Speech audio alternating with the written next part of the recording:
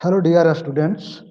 Welcome to this sixth lecture and second unit of management. Before I start this unit or this lecture, I would like to recapitulate whatsoever I have discussed in the previous lecture, that is in lecture 5. So, in the previous lecture, we have discussed about management process, uh, under management process, about management and its uh, evolution. So where we learn about meaning of management, then whether management is art or science, then pre-scientific theory of management, उसके बाद classical and neoclassical approach of management, and finally we have discussed about modern approaches of management. So today we are going to discuss about definition, concepts, and level of management. So let us start with lecture outcome of this session. So after this session, you will be, first I will take a pen sheet. After this session, you will be able to define management, explain concept of management, describe the level of management, and list out the function of top level, middle level, and lower level management. So ये ability इस lecture के बाद आपके अंदर आ जाएगी, HR ability. Okay, so let us start first with various definitions of management. So as we know that management is the art of getting people together to accomplish the desired goals and objectives using available resources efficiently and effectively. आप ये जानते हैं कि management एक कला है. कई बार इस डिफिनेशन को हम लोग पीछे देख चुके हैं, जिसमें कि सभी लोगों को एक साथ लेकर अपने लक्ष्य को दक्षता पूर्वक और प्रभावपूर्ण तरीके से प्राप्त करना ही प्रबंधन है या मैनेजमेंट है. अब लेकिन but management is understood in different ways by different people ना. लेकिन जो है कि डिफरेंट व्यक्ति, डिफरेंट विचारकों ने डिफरेंट तरीके से मैनेजमेंट को एक्सप्लेन किया है. इकोनॉमिस्ट का कहना है कि इकोनॉमिस्ट के according it as a factor of production, economist regard it as a factor of production, management को फैक्टर ऑफ प्रोडक्शन ही मानते हैं. दूसरी तरफ sociologist see it as a class और group of person, while practitioner of management treat it as a process ना. तो sociologist इसको ग्रुप ऑफ पर्सन देखते हैं, जो प्रैक्टिशनर इसके हैं वो इसको प्रोसेस के तौर पर देखते हैं, जबकि इकोनॉमिस्ट इसको क्या है, प्रोडक्शन का एक फैक्टर मानते हैं मैनेजमेंट को. So, for our understanding, management may be viewed as what manager does in formal organization to achieve the objectives. यदि हम लोग अपने व्यू कहें तो ये है कि मैनेजमेंट, जो मैनेजर है किसी पार्टिकुलर ऑर्गेनाइजेशन के ऑब्जेक्टिव और लक्ष्य को प्राप्त करने के लिए जो कुछ करता है वही मैनेजमेंट है. ओके, सो अच्छा आगे है मैरी पार्कर फोलेट. इनके अनुसार management is the art of getting things done through people. Okay, so this definition throw lights on fact that manager achieve organizational goals by enabling others to perform rather than performing the task themselves. यानी खुद ही perform ना करके लोगों के साथ लेकर उनके corporation से ही वो काम कंप्लीट करता है. Some other important definitions of management given by management theorist are as follow. अब देखिए कुछ है इसमें, क्योंकि वेरियस डिफिनेशंस ऑफ मैनेजमेंट है ये, तो इसमें वेरियस डिफिनेशंस ऑफ मैनेजमेंट, तो इसमें हम कुछ जो है महत्वपूर्ण जो मैनेजमेंट थ्योरिस्ट हैं उनका डिफिनेशन देखेंगे. ओके, तो फर्स्ट लेते हैं George R Terry. George R Terry कहते हैं कि management is a distinct process consisting of planning, organizing, actuating and controlling, performed to determine and accomplish stated objectives by use of human beings and other resources. यानी कि प्रबंधन एक अलग प्रक्रिया है, उनके अनुसार प्रबंधन एक अलग प्रक्रिया है जिसमें मानव और अन्य संसाधनों का उपयोग द्वारा जो निर्धारित उद्देश्य है उसको हम पूरा करते हैं, और उस उद्देश्य को पूरा करने के लिए जो है कि हम प्लानिंग, ऑर्गेनाइजिंग, एक्टिवेटिंग, कंट्रोलिंग का सहारा लेते हैं। तो ये टेरी का कहना है। According to Harold Koontz, management is the art of getting things done through and with people in formally organized groups. इनका कहना है, जो हॉरेल्ड हैं, कि जो फॉर्मली ऑर्गेनाइज्ड ग्रुप है, दैट मीन्स जो है कि क्या औपचारिक रूप से जो संगठित क्या बोल सकते हैं उसको, जो संस्था है, उसमें एक कला है जिसमें लोगों के साथ एक साथ मिलाकर हम काम करते हैं। यानी साधारण शब्दों में कह सकते हैं कि management is the art of getting things done through and with people. जो भी लोग हैं, एक फॉर्मली तरफ से यानी औपचारिक रूप से संगठित समूह के लोगों के द्वारा हेल्प से किसी काम को करना ही मैनेजमेंट है। अगेन मैरी पार्कर फोलेट, इसको पहले ही मैं बता चुका हूं ऊपर ना, getting things done through people. Next fourth definition है डोनाल्ड जेकब। ये कहता है कि management is the art and science of decision making and leadership. इनके अनुसार जो है मैनेजमेंट कला भी है और विज्ञान भी है। किस चीज का? तो डिसीजन मेकिंग एंड लीडरशिप, यानी जो लीडरशिप का और कोई निर्णय लेने का। ओके, नेक्स्ट जो है according to D E McFarland, management is the distinct process by which manager creates, direct, maintain, and operate purposive or organization through systematic, coordinated, and cooperative human effort।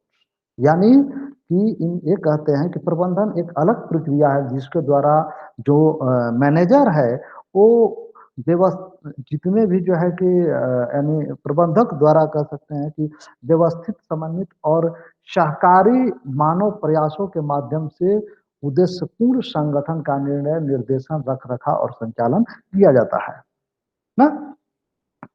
उनके जो है कि क्या बोलते हैं, coordination, cooperation of human effort से।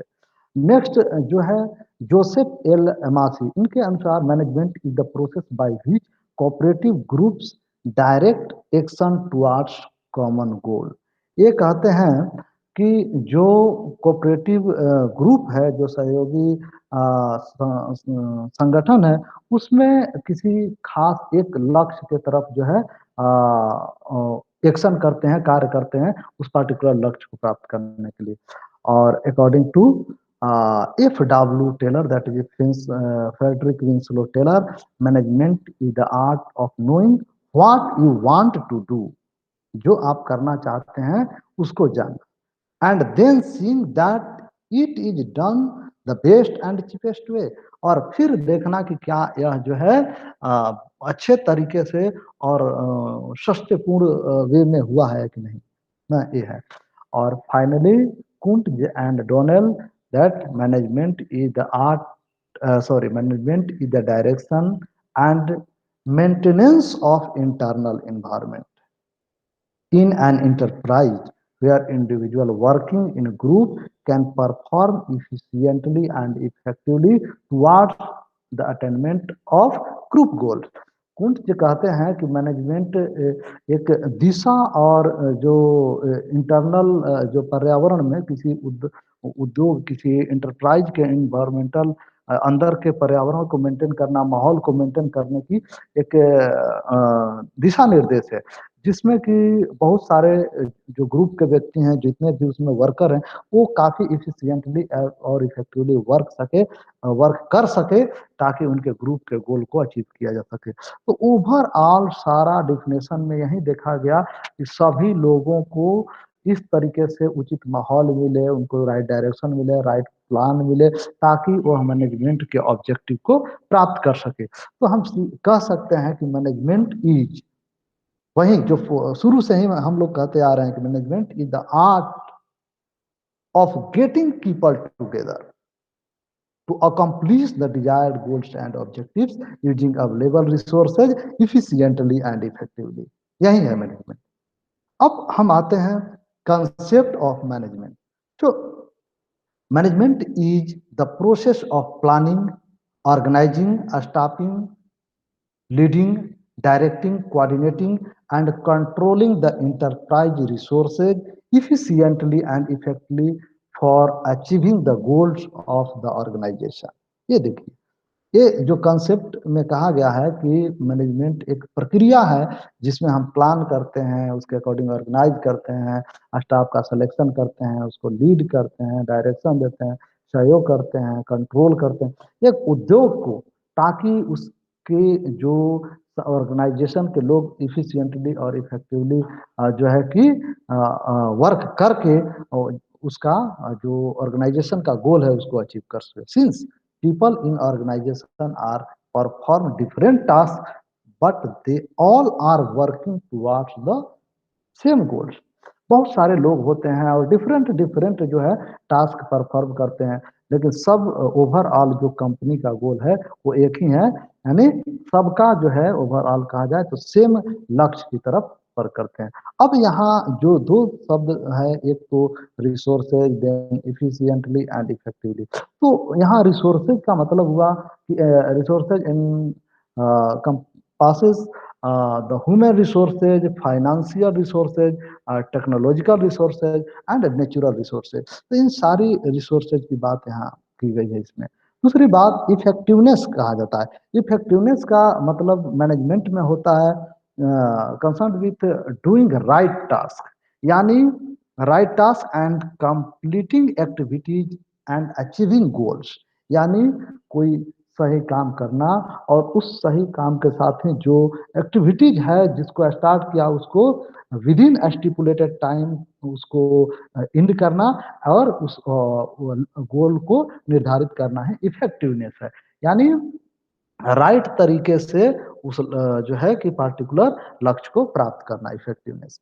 Efficiency means doing the task correctly with minimum cost, यानी efficiency का मतलब है कि जो भी आपको टास्क दिया गया है उसको आप इस तरीके से करिए कि एरर नहीं के बराबर हो, और इस जब एरर कम होगा तो कॉस्ट भी डिक्रीज करेगा।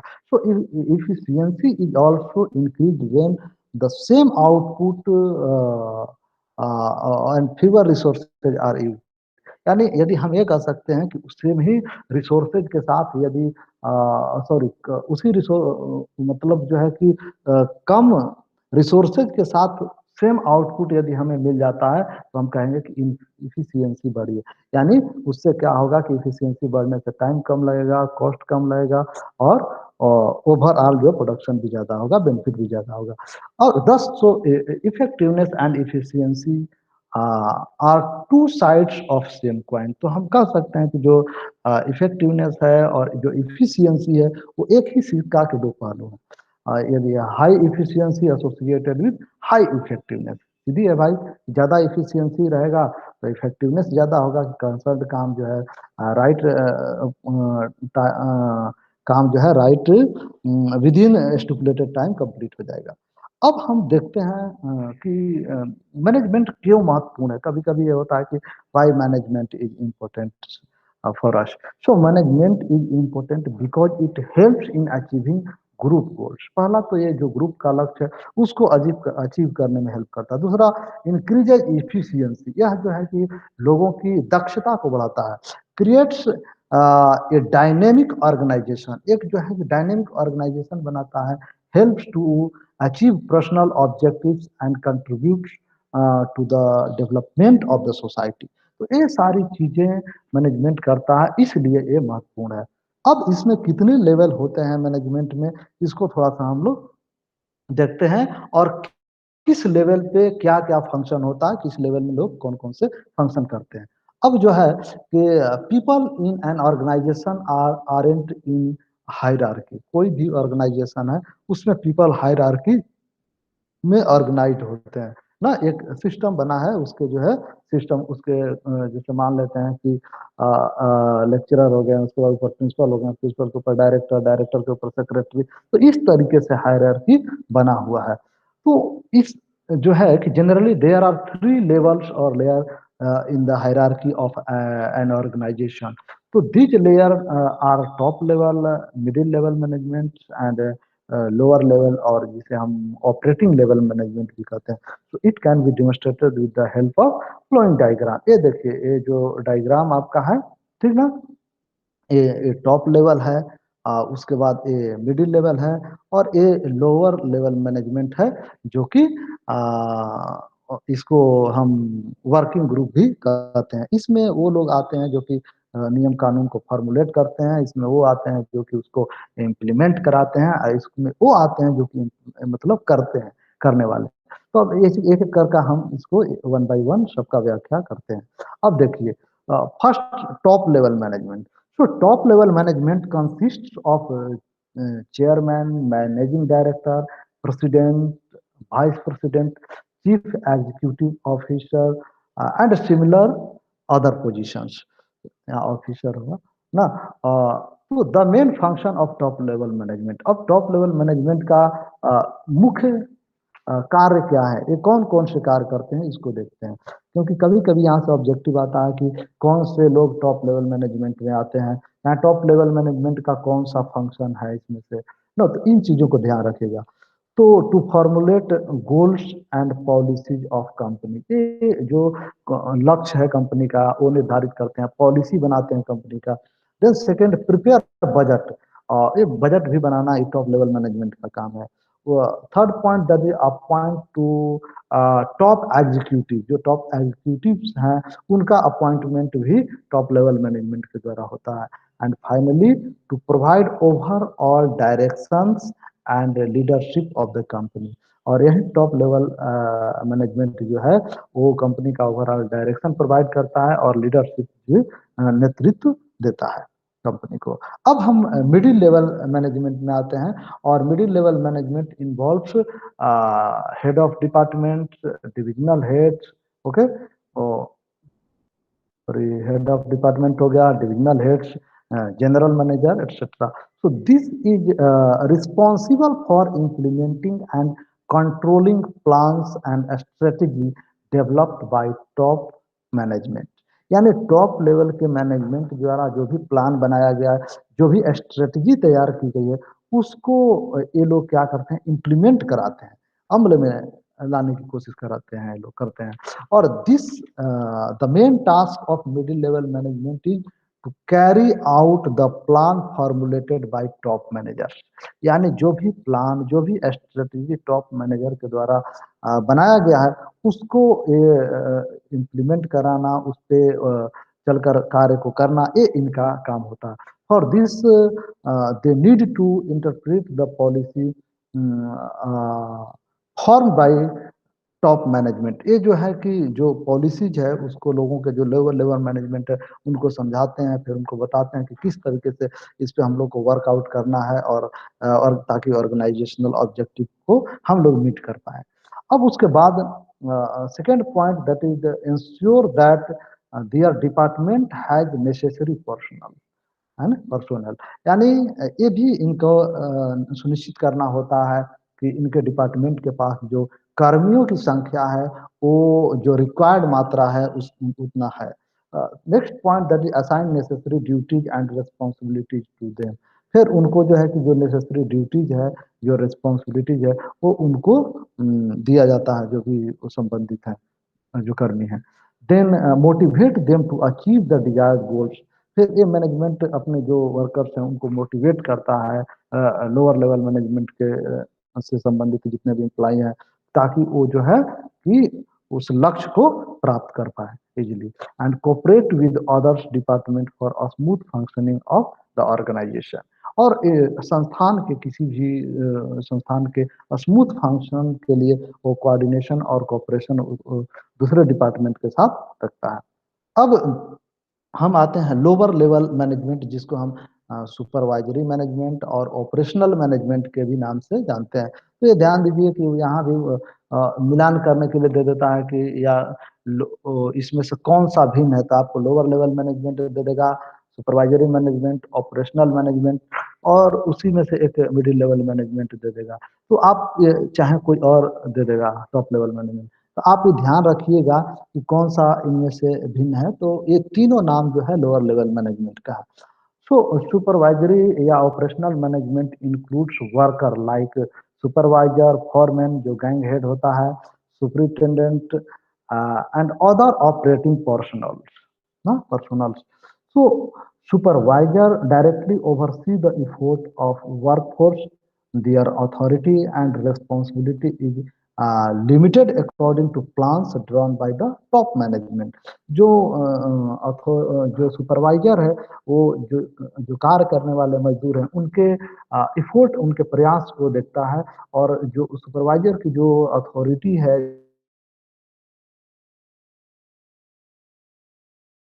जो रहती है, जो टॉप लेवल द्वारा की गई रहती है, और जो भी स्ट्रेटेजी और जो प्लान दिया गया था, और उसी लिमिटेड अथॉरिटी और रिस्पॉन्सिबिलिटी में रहकर उसको वर्क करना रहता है।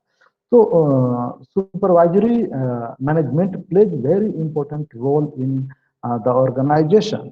ओके, जो ये सुपरवाइजरी मैनेजमेंट है किसी भी संस्थान में, इसका बहुत अहम रोल होता है, since they interact with actual workforce and pass on instruction of the middle management to the worker. यानी ये जो इसलिए महत्वपूर्ण है क्योंकि जो मिडिल लेवल मैनेजमेंट का जो इंस्ट्रक्शन है उसको पास करने का काम जो वर्कर के पास सुपरवाइजर का होता है, इसलिए, और डायरेक्ट वर्कर के जो कांटेक्ट में उससे जुड़ा हुआ होता है वो मिडिल लेवल मैनेजमेंट होता है, इसलिए इसका अहम रोल होता है। The main function of lower level management, इसका जो मेन फंक्शन है, first to train and develop the efficiency of worker, उनको ट्रेनिंग देना, उनका उनके दक्षता को और बढ़ाना, वर्कर को assign job to the workers, जो वर्कर्स हैं उनको जॉब असाइन करना कि आपको कौन सा काम करना है। Next to give order and instruction, ना ये जो है कि ऑर्डर और इंस्ट्रक्शन देते हैं जो लोअर लेवल जो काम करने वाले लोग हैं उनको। उसके बाद to maintain discipline and good human relationship among worker, और ये भी चाहते हैं कि ये जो वर्क प्लेस है वहाँ पर वर्करों के बीच में एक अच्छा सौहार्दपूर्ण संबंध बना रहे, ताकि efficiently and effectively without any hurdles work हो सके, और विद इन स्टिपुलेटेड टाइम जो है लक्ष्य को प्राप्त किया जा सके। Next to report feedback information about worker, और ये जो वर्कर का फीडबैक है उनका इंफॉर्मेशन को भी रिपोर्ट करते हैं, और जरूरत करने पर इसको आगे भी भेजते हैं। अब इसी के साथ ये लेक्चर 6 समाप्त हुआ, और इसमें आपको सेल्फ असेसमेंट का के लिए कुछ क्वेश्चन है यहाँ पे, वो आप खुद ही सोल्व करके देखिए कि आपने कितना इससे लर्न किया और सोल्व हो पा रहा है नहीं कि, और कुछ कुछ ऐसे शब्द जो यूज हुए हैं इसमें ना, उसका यदि ना समझ में आए मीनिंग तो आप यहाँ इसको देख सकते हैं। ओके, और ये सारे रेफरेंसेज है जहाँ से मैंने इसको प्रिपेयर किया है, तो यदि आप चाहेंगे तो यहाँ भी पढ़ सकते हैं। ओके, तो आज के इस लेक्चर में हम लोग क्या सीखे, हम लोग सीखे कि वेरियस डिफिनेशंस ऑफ मैनेजमेंट, ये सीखे। उसके बाद कॉन्सेप्ट ऑफ मैनेजमेंट सीखे। देन लेवल्स ऑफ मैनेजमेंट में top level management, middle level management and lower level management सीखे। उसके बाद ये भी जाने कि डिफरेंट लेवल्स ऑफ मैनेजमेंट का क्या उनका फंक्शन है। ओके, तो हर लेवल ऑफ मैनेजमेंट, जैसे मिडिल लेवल मैनेजमेंट किस प्रकार के फंक्शन करता है, टॉप लेवल मैनेजमेंट का क्या काम है, और जो सुपरवाइजरी मैनेजमेंट है उसका क्या काम है। ओके, तो thank you once again for your patience.